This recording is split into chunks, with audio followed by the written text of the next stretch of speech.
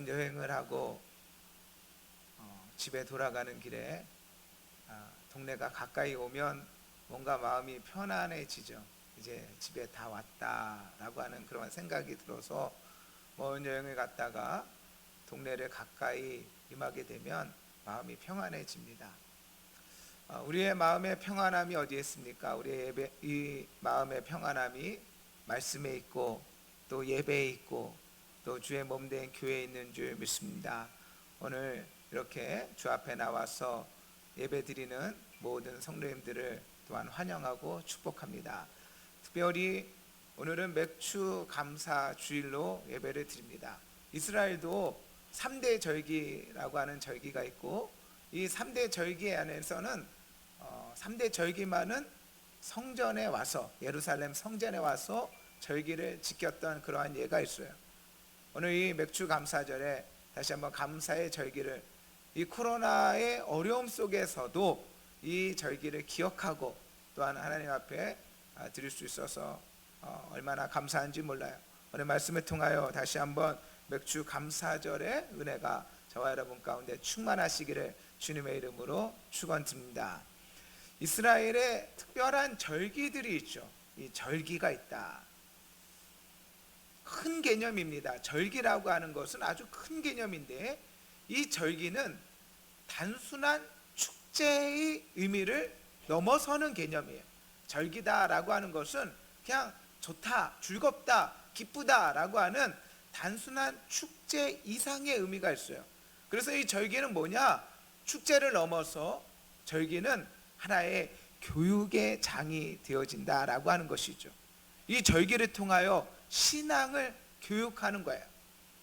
교육적인 그런 기능이 이 절기 가운데 있습니다. 어떠한 기능일까요? 어떠한 신앙의 교육이냐? 첫 번째로는 하나님의 구속의 역사에 대한 구속사에 대한 교육이에요.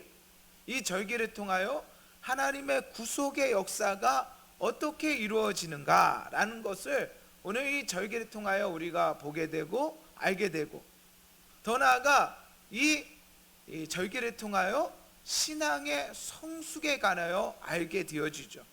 절기라고 하는 것은 그 절기를 통하여 우리의 신앙이 어떻게 자라나가고 성숙해져 나가고 깊어져 나가는지를 이 절기를 통하여 알 수 있게 되어지는 것이에요. 저는 이 절기를 지키면서 중국에 가서 교육을 하면서 그들 가운데도 이러한 절기를 가르쳐 주죠.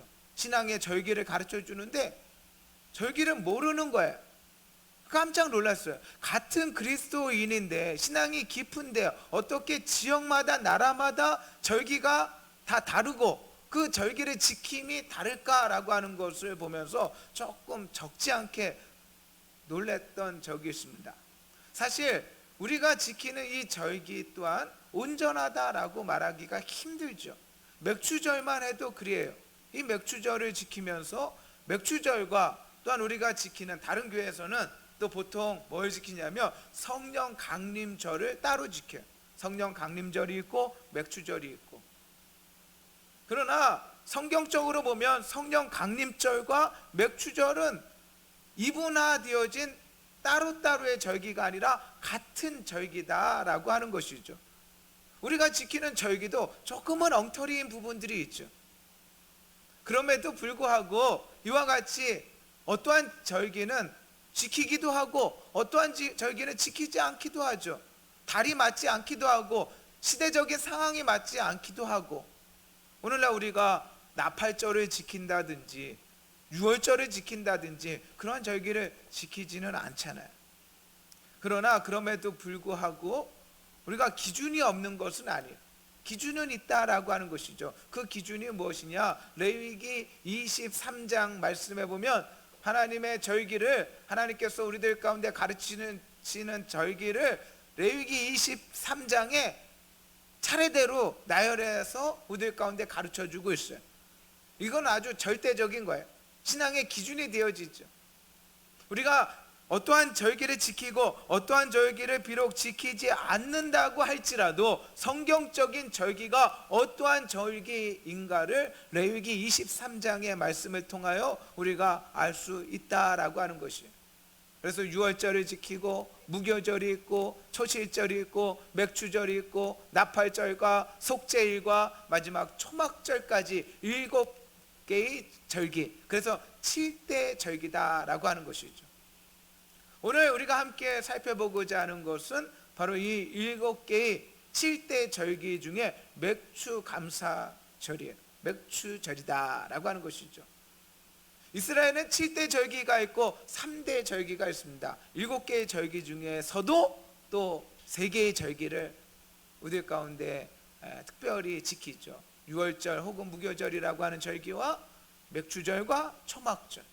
7대 절기를 이야기하든 아니면 3대 절기를 이야기하든 그 절기의 가장 가운데 있는 절기, 그 절기가 바로 맥추감사절이에요. 오늘 이 맥추감사절은 어떠한 절기인가라고 하는 것이죠. 우리가 이 의미를 알아야 돼요. 이 맥추감사절이 귀한 이유가 있어요.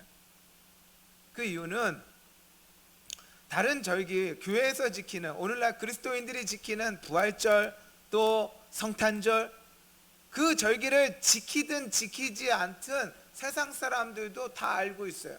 세상 사람도 알고 있고 세상 사람들도 일부분 지키기도 하죠. 성탄절은 우리만 지키는 것이 아니에요. 크리스마스는 우리만 지키는 것이 아니라 세상 사람들도 뭔가 기쁘고 연인과의 만남을 갖기도 하고 선물을 주기도 하고, 그 절기를 지키지 않는다고 할지라도, 그 의미를 알지 못한다고 할지라도 어떠한 부분에 대해서 알고 지키는 그러한 절기가 있죠. 그런데 이 맥추감사절이 귀한 이유는 세상이 잘 모르는 절기예요. 우리만 아는 절기. 그러니까 귀하잖아요. 우리만 아는 절기 얼마나 귀해. 더 나아가 우리만 알아도 우리가 다 아는 것도 아니에요. 어떠한 사람은 알고 어떤 사람은 잘 모르는 그런 절기예요.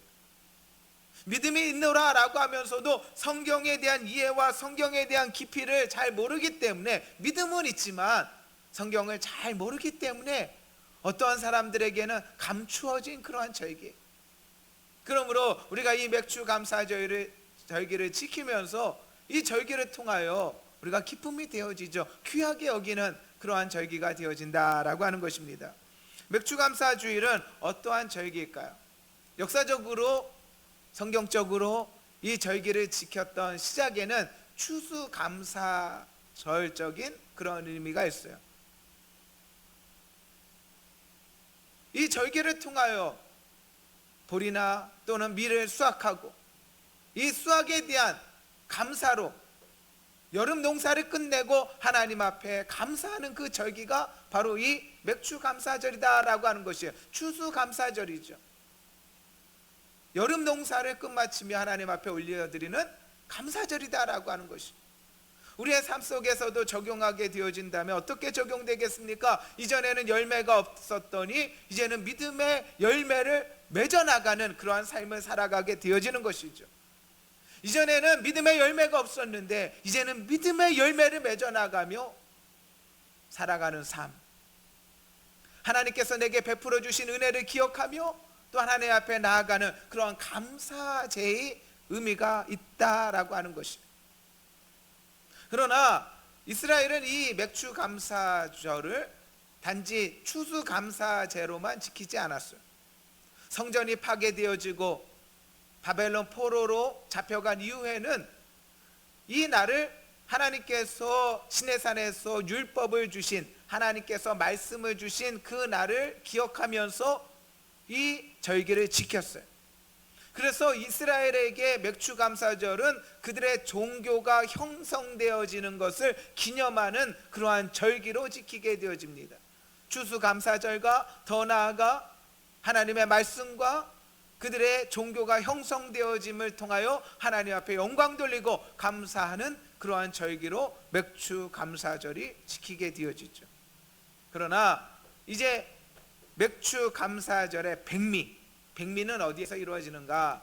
마치 유월절의 성취가 그리스도 안에서 십자가의 죽음과 부활로 말미암아 유월절, 무교절, 초실절까지 예수 그리스도의 고난과 죽음과 부활을 통하여 성취되어지는 바와 마찬가지로 이 맥주절은 성취가 되어지는데, 이는 오순절 성령 강림하심으로 말미암아, 오순절 성령 강림하심으로 말미암아 성취가 되어진다라고 하는 것이요, 성령 안에서 성령의 성령 강림이 바로 이 맥주 감사절의 의미다라고 하는 것이. 맥주절에는 특별한 의미가 있습니다. 맥주절에 개인적인 의미가 있고 또한 교회적인 의미가 있습니다. 개인적인 의미는 무엇이냐? 성령의 강림한 사건이 역사 가운데 획을 긋는 그러한 바가 되어지는 것은 성령 강림하심으로 말미암아 성령의 내주하심이 시작되어지게 되어지는 거예요. 할렐루야, 할렐루야. 제가 할렐루야 그러는 것은 그만큼 중요해서 하는 얘기예요. 성령이 강림하셨다는 거, 아 성령이 오셨구나, 성령이 강림하셨구나, 그런 사건이 아니라 어떠한 사건이냐? 성령의 오순절 성령 강림한 사건 이후로는 성령의 성도 안에서의 내주하심이 시작되어진 거예요. 성령께서 우리 안에 계시는 것이죠. 우리를 떠나지 아니하시는 것이죠. 내주하시는 성령이, 우리 안에 함께 계시는 성령이 이 성령 강림하심으로 말미암아 이 맥주절로 말미암아 시작되어진 것이에요. 누구든지 그리스도의 영이 없으면 하나님의 사람이 아니라. 우리는 뭐 영적인 눈이 있는 건 아니니까 이렇게 딱 봐서 뭐 하나님의 영이 있는지 없는지 모르잖아요. 하나님이 보실 때 하나님의 성령이 우리 안에 계시지 않으면 그리스도인이 아니에요.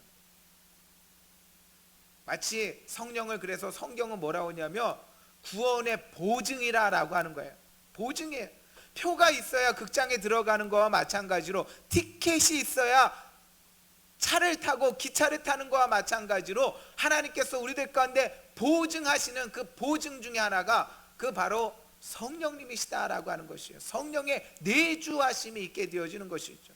누구든지 그리스도의 영이 없으면 그리스도의 사람이 아니다라고 하는 것이에요. 우리가 회개할 때에 하나님께서 어떠한 사람에게는 성령을 주시고 어떠한 사람에게는 성령을 주시지 않는 것이 아니라 모든 믿음의 사람에게는 성령을 선물로 주시는 것이에요. 회개하게 되어질 때, 믿게 되어질 때 하나님께서는 성령을 선물로 주시죠. 성령의 내주하심이 시작되는 거예요. 그러니 맥주절이 의미가 얼마나 큰가라고 하는 것이죠. 아, 이 맥주절에 성령이 강림하심으로 이 맥주절이 성취가 되어지고 이 맥주절로 말미암아 그때부터 모든 성도들 가운데 성령의 내주하심이 시작되어지는구나. 여러분, 우리가 죄를 지어도 성령님께서는 우리와 함께 하시는 줄 믿습니다. 만약에 우리가 죄를 진다고 성령님이 떠나신다면 성령님은 우리 안에 계실 때가 언제 있겠어요? 연약하고 부족한 우리들 가운데 성령님께서 우리 안에 죄가 있고 우리 안에 더러움이 있다면 성령님이 내주하지 않는다라고 한다면 성령님이 있을 수 있는 시간과 때가 언제겠어요? 한순간도 성령님이 계실 수가 없죠. 비록 부족하고 연약하고 그리하다 할지라도 오늘날 우리는 성령의 내주 시대 속에서 살아간다라고 하는 것이요. 너나가 우리들 가운데 기쁜 날이 있잖아요. 뭔가 그냥 기쁜 날. 어때? 언제가 기뻐요? 생일날 기쁘잖아요. 뭔가 내 날 같고 그 한 날만큼, 그 날 24시간만큼은 나의 날과 같은 그러한 생일. 교회적으로 이 맥주 감사절이 감사한 이유는 교회의 탄생이, 교회의 시작이 바로 이 맥주 감사절로 말미암아 시작되어지는 거예요. 개인적으로는 성령의 내주가 시작되어지고 교회적으로는 교회가 탄생되어진 때가 바로 이 맥주 감사절, 성령의 강림하심으로 말미암아 교회의 시대가, 교회가 시작되어진다라고 하는 것이에요. 마태복음 16장 말씀에 가이사라 빌립보에서 예수님께서 제자들에게 묻지요. 사람들이 나를 누구라 하느냐? 너희는 나를 누구라 하느냐? 베드로가 대답합니다. 주는 그리스도시요 살아계신 하나님의 아들이시니이다. 바요나 시모나 내가 복이 있도다. 이를 내게 알게 하는 이는 혈육이 아니요 하늘에 계신 내 아버지시니라. 내가 이 반석 위에 내 교회를 세우리니 음부의 권세가 이기지 못하리라. 할렐루야. 음부의 권세가 이기지 못하는 게 교회인데, 주님께서 내 교회를 세우리니 라고 하였는데, 그때 교회가 세워진 것이 아니라 교회를 세우리니 하였으니까 이제 세우실 거 아니에요. 언제 세웠는가? 그 교회가 시작되어지는 것이 바로 오순절 성령 강림하심으로 말미암아 교회가 세워지게 되어졌다라고 하는 것이죠. 우리 교회는 9월 둘째 주가 창립 기념 주일이 되어집니다. 9월 둘째 주가 창립 주일이 되어지는데, 한 교회의 창립 주일 얼마나 의미가 있습니까? 그런데 우리 주양교회라고 하는 우리 교회만의, 우리 교회의 창립 기념일이 아니라 모든 교회의 창립 기념일이 바로 이 맥주 감사 주일이에요. 그냥 우리가 모를 때는 그냥 맥주 감사 주일 들어는 봤는데 어떤 의미인지 모르겠다라고 하지만, 맥주 감사 주일을 알고 보니까 성령께서 나와 함께 하시고 교회가 세워지고, 이 얼마나 놀라운 맥주 감사 주일인가라고 하는 것을 우리가 깨닫게 되어지는 것이죠. 이스라엘의 3대 절기인 유월절과 또 이 맥주절, 더 나아가 초막절은 3대 절기라서 그런지 이름도 많아요. 이름도 3가지씩은 가죠. 유월절도 유월절, 무교절, 초실절이 묶여져 있고요.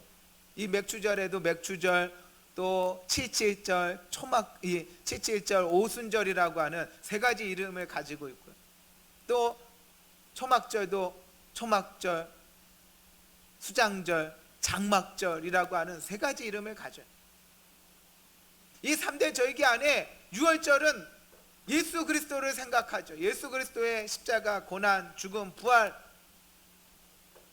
그리고 마지막 초막절은 하나님의 나라, 성부 하나님에 대한 기억을 하게 되어집니다. 이 맥주절은 그러면은 어디에 조금 더 초점을 맞춰야 되는가? 계속 말씀드리지만 이 맥주 감사 주일에는 우리가 성령님께 집중하게 되어지는 거예요. 성령님을 바라봐야 되는 것이에요. 성령님에 대한 관심을 가져야 되는 것이에요. 그것이 바로 이 맥주절에서 우리들이 가지게 되어지는 교훈이죠. 성경에 대해서 성령님에 대한, 성령에 대한 다양한 주제가 있어요. 다양한 주제. 논란의 여지는 있지만 어떠한 주제가 있느냐? 성령 세례와 성령 충만에 대한 주제가 있어요. 성령 세례와 성령 충만. 내게 내주하시는 성령, 더 나아가 임하시는 성령, 성령의 세례와 성령의 충만에 대한 아주 중요한 주제가 있죠.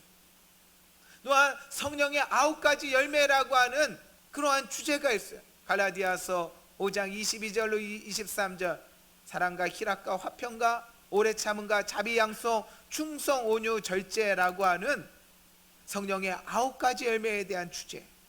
또한 성령의 은사라고 하는 주제가 있어요. 성령의 9가지 은사가 있죠. 지혜의 말씀, 지식의 말씀, 믿음, 병 고치는 능력, 예언, 능력, 영들 분별함, 또 방언과 방언 통역이라고 하는 9가지 성령의 열매, 은사에 대한 그런 주제가 있어요.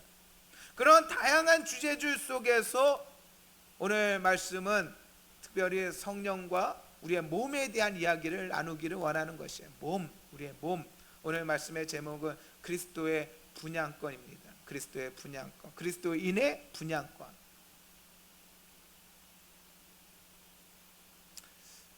요즘 아파트값 또 집값이 막 엄청나죠. 우리 아는 선배도 서울에 사는데 2년 살고 막 전세값이 2억 이상을 더 부르니까, 2억을 막 전세값이 2억 이상을 드니까 그거 어떻게 할 수가 없어요. 그러한 이야기들을 듣게 되어지면 참 화도 나고 좌절감도 느끼고 속도 상하고 그러한 시대를 우리가 살아가죠.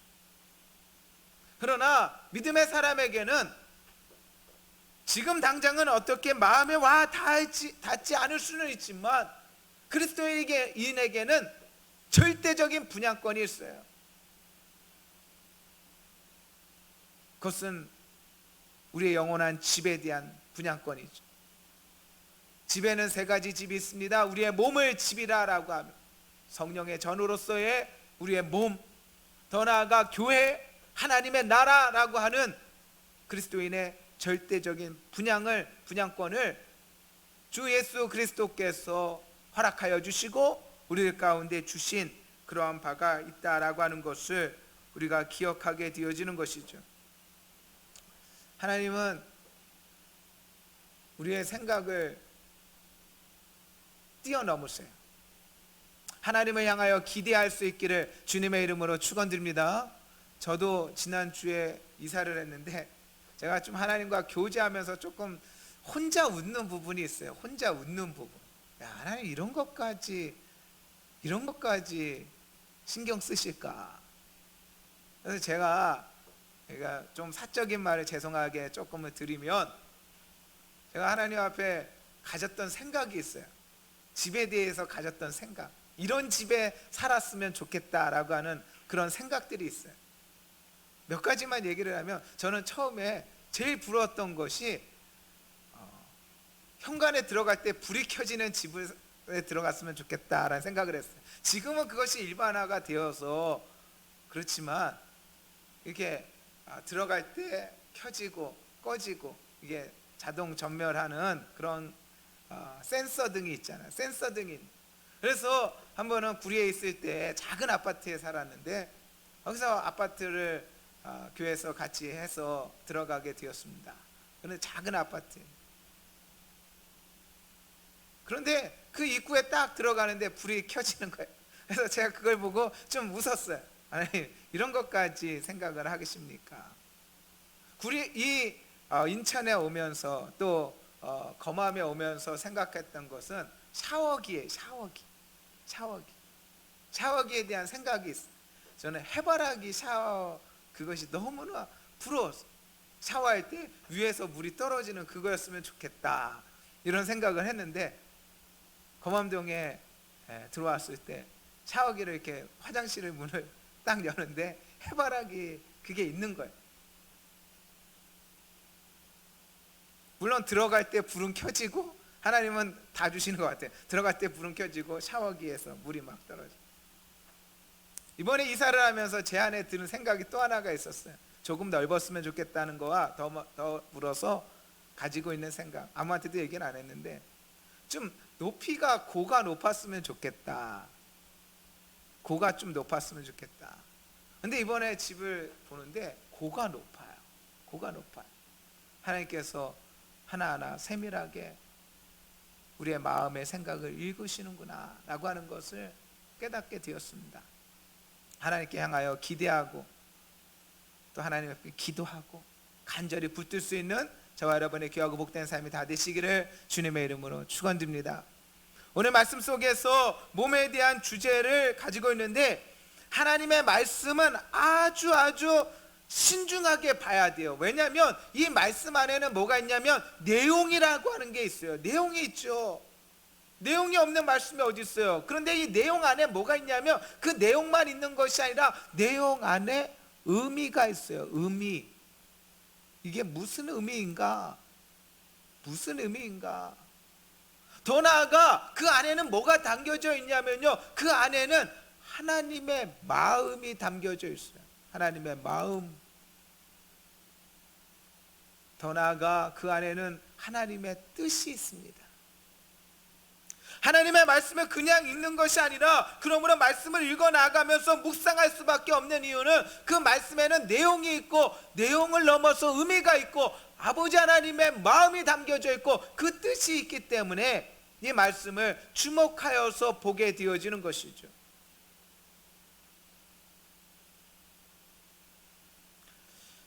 오늘 말씀은 12절로 20절까지의 큰 단락 중에 한 말씀입니다. 큰 단락의 말씀이지만 그 중에 19절 단 한 절만 봅니다. 몸에 대한 말씀을 해주시고 있어요. 너희 몸은 너희가 하나님께로부터 받은 바, 몸에 대하여 알게 해주신 것은 너희 몸은 하나님께로부터 받은 것이다 라고 하며 우리의 몸의 근원에 대하여 알게 해주십니다. 우리의 몸은 자연이 이루어진 것이 아니라 우리의 몸은 무엇입니까? 하나님께서 우리에게 주신 것이다 라고 하는 것이, 사람마다 때마다 귀히 여기는 것들이 있어요. 아이들은 핸드폰을 귀하게 여길 것입니다. 어른들은 가전제품이나 어떠한 소유들을 귀히 여길 것입니다. 그러나 그 어떠한 것보다도 더 귀하고 값진 것, 그것은 바로 우리의 몸이에요. 우리의 몸 하나님께서 주셨다라고 하는 것이죠. 하나님께서 우리에게 주신 것은 단순하게 어떤 하나만 주신 것이 아니라 무엇이 있느냐? 그 안에는 내재된 축복이 있어요. 내재된 축복이 있다. 몸을 주셨을 때 이 몸만 달랑이 준 게 아니죠. 목숨을 위하여 무엇을 먹을까? 무엇을 마실까? 너희 몸을 위하여 무엇을 입을까? 염려하지 말라라고 말씀하십니다. 먼저 그의 나라와 그의 일을 구하라. 그리하면 이 모든 것을 너에게 더하시리라. 우리에게 몸을 주신 하나님께서 우리에게 염려하지 말라라고 말씀하십니다. 우리에게 몸을 주신 하나님께서, 우리에게 목숨을 주신 하나님께서, 우리에게 생명을 주신 하나님께서 우리에게 먹을 것과 마실 것을 주지 아니하시겠습니까? 우리에게 몸을 주신 하나님께서 우리에게 입을 것을 주시지 않겠습니까? 들의 백합화를 보라, 공중의 새를 보라, 주님께서 말씀하십니다. 염려하지 말라라고 말씀하시는 것이죠. 하나님께서 우리에게 주셨을 때는 내재된 축복이 또한 따라오게 되어지는 것이, 하나님께서 우리의 몸만 주신 것이 아니라 우리의 몸에 염려하지 말라라고 말씀하시며 입을 것만 주시는 것이 아니라 우리들에게는 부활의 영광에 대한, 변화에 대한, 몸의 부활에 대한 하나님의 약속함이 기다리고 있다라고 하는 것이, 우리는 우리의 몸을 귀히 여겨야 돼요. 사랑해야 돼요. 우리가 영원히 가질 몸이에요. 부활의 날에도 이 몸을 버리고 다른 몸을 주시는 것이 아니라 이 몸이 변화된 몸이에요. 한 번 몸은 영원한 몸이에요. 하나님께서 주신 거예요. 내재된 축복이 있어요. 더 나아가 오늘 우리가 감사하는 이유는 무엇입니까? 오늘 성령님과의 관계니까. 성령 안에서 이 몸은 어떠한 의미가 있는가? 이 몸을 하나님께서 주셨을 때 이 몸 안에 하나님께서 우리들 가운데 성령을 주신다라고 하는 것이, 성령을 주신다. 베드로가 이르되 너희가 회개하여 각각 예수 그리스도의 이름으로 세례를 받고 죄 사함을 받으라. 그리하며 성령의 선물을 받으리니. 이 성령을 주시는데 이 성령을 받는 그릇이 되어지는 바가 바로 우리의 몸이죠. 몸이 없으면 어떻게 성령님을 받겠어요? 성령께서 우리의 몸 가운데 함께하여 주신다라고 하는 것이죠. 그러므로 우리는 우리의 몸에 대하여 귀히 여기고 거룩하게 하고 깨끗하게 해야 됩니다. 성령님을 모신 우리의 몸이기 때문에 거룩해야 되고 또한 깨끗해야 된다라고 하는 것이죠. 두 번째 주제와 관련되어지는데, 너희는 너희가 하나님의 성전인 것과 하나님의 성령이 너희 안에 계시는 것을 알지 못하느냐? 누구든지 하나님의 성전을 더럽히면 하나님이 그 사람을 멸하시리라. 하나님의 성전은 거룩하니 너희도 그러하니라. 너희는 하나님의 성전인 것과 하나님의 성령이 너희 안에 계시는 것을 알지 못하느냐? 너희 안이 무엇입니까? 우리의 몸 안에, 우리의 몸에 성령님께서 함께 내주하고 계시다라고 하는 것이죠. 그러므로 우리는 성령님과의 교제 안에서 우리를 더욱더 거룩하게 하고 정결하게 하고 깨끗하게 해야 됩니다. 귀한 음식을 더러운 그릇에 담지는 않아요. 우리의 몸은 마치 성령을 담는 그릇과 같은 거예요. 거룩하게 해야 됩니다. 깨끗하게 하여야 됩니다. 너희 몸은 너희가 하나님께로부터 받은 바, 그 하나님께로 받은 이 몸 속에 하나님께서는 성령을 보내셨죠. 또한 너희 가운데 계신 성령의 전인 줄을 알지 못하느냐. 몸에 대한 다양한 의미가 있어요. 몸, 그리스도의 몸, 또 거룩한 산 제물, 너희 몸을 하나님이 기뻐하시는 거룩한 산 제물로 드리라. 이는 너희가 드릴 영적 예배니라. 우리의 몸은 거룩한 산 제물이 되어지죠. 몸에 대한 주제. 또한 로마서 6장 말씀해 보니까 우리의 몸을 의의 병기다, 의의 무기다 라고 표현하고 있어요. 의의 무기다, 의의 병기다. 이러한 몸에 대한 다양한 주제가 있는데, 이 몸에 대하여 오늘 말씀은 너희 몸은 성령의 전인 줄을 알지 못하느냐라고 말씀하시며, 오늘 말씀 속에서 우리의 몸을 향하여 성령의 전이다라고 하는 것이죠. 성령께서, 하나님께서 우리에게 몸을 주셔서 성령이 우리와 함께 하시고, 더 나아가 우리의 몸을 무엇으로 삼습니까? 성전으로 삼으시는 거예요. 지금은 성령의 전의 시대죠. 성막 시대가 있었어요. 성막 시대. 이스라엘이 시내산에서 성막을 지었죠. 하나님께서 성막 가운데 거하셨고, 솔로몬이 예루살렘에 성전을 지었을 때 성전의 시대가 있었죠. 지금은 우리의 몸이 성령의 전이 되어지는 그러한 시대. 성령께서 우리들 가운데 원하시는 바가 무엇일까요? 그것은 우리와 함께 하시고, 또 성령의 전으로서 우리와 교통하고 교제하시기를 원하세요. 성령 안에서 예배할 수 있기를 주님의 이름으로 축원드립니다. 내 안에 내주하시는 성령님과 깊이 있는 교통함을 가지고, 교제함을 가지고 예배하는 삶이 우리들 가운데 있어야 되는 것입니다. 여러분, 우리 공간에, 내 바운더리에 누군가 있는데, 누군가 왔는데 그 사람을 바라보지 않는다라고 한다면 그 사람 얼마나 민망하겠어요. 나를 보러 왔는데, 나를 찾아왔는데, 나에게로 왔는데, 내 바운더리 안에 있는데 그 사람에 대하여 쳐다보지 않고, 바라보지 않고, 말 걸지 않고, 모르고 장시간을 지낸다면 그 사람은 얼마나 무안하겠어요. 나를 찾아왔는데 나는 그 사람에게 눈길도 주지 않고 다른 사람하고 얘기합니다. 다른 일에 신경을 씁니다. 다른 일에 집중합니다. 다른 것을 생각합니다. 그 사람은 얼마나 민망하겠어요. 누가 오셨어요? 성령께서 오셨어요. 성령께서 내 안에 오셨는데 그분에 대해서 알지 못하고, 바라보지 못하고, 교제하지 못하고, 교통하지 못한다면 이 얼마나 죄송한 일인가라고 하는 것이죠. 성령의 전으로서 우리의 몸은 차원이 달라졌어요. 우리는 신령한 삶을 살게 되어집니다. 성령 안에서의 신령한 삶, 얼마나 귀하고 감사한가라고 하는 것이죠. 마지막 말씀하십니다. 너희는 너희 자신의 것이 아니라, 너희는 너희 자신의 것이 아니라. 여러분, 어떠한 사람에게 무엇을 주었는데 이거 너 거 아니야 라고 한다면 뭔가 이렇게 상처가 되잖아요. 거절감이 되어지잖아요. 하나님 우리에게 몸을 주셨는데 너희는 너희 자신의 것이 아니라, 이 말씀이 참 뭔가 너희 게 아니다 라고 하는 그 말 자체만 본다면 뭔가 거절감, 상실감, 그런 것들이 느껴질 수 있을 거예요. 그러나 말씀은 우리들 가운데 그것을 가르치는 것이 아니죠.